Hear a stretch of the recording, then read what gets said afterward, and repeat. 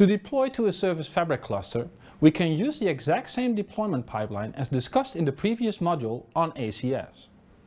There are some minor changes that we have to make, so let's have a look at what these are.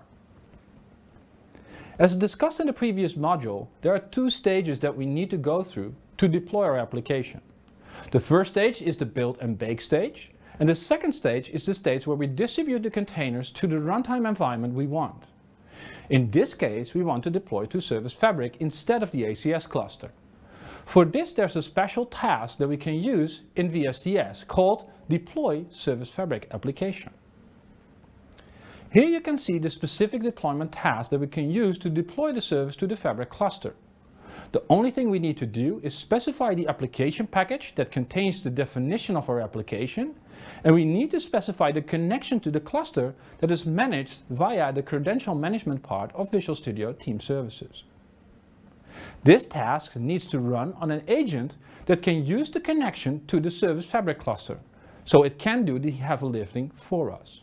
You can of course also deploy to the cluster using Jenkins as your favorite build and deployment tool.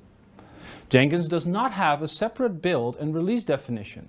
Instead, you define a single workflow for both. To help you set up the CI/CD pipeline, the Service Fabric team has created a Docker container.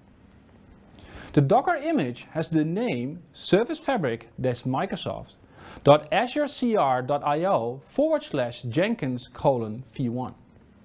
You can use it to build and deploy Service Fabric applications to the cluster.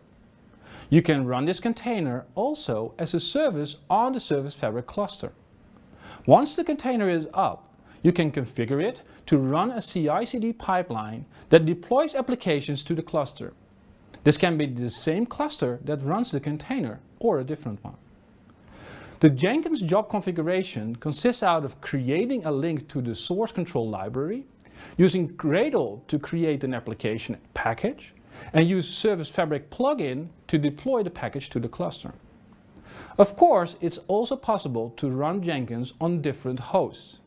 You can also run Jenkins on a Windows environment and deploy to a Windows-based Service Fabric cluster.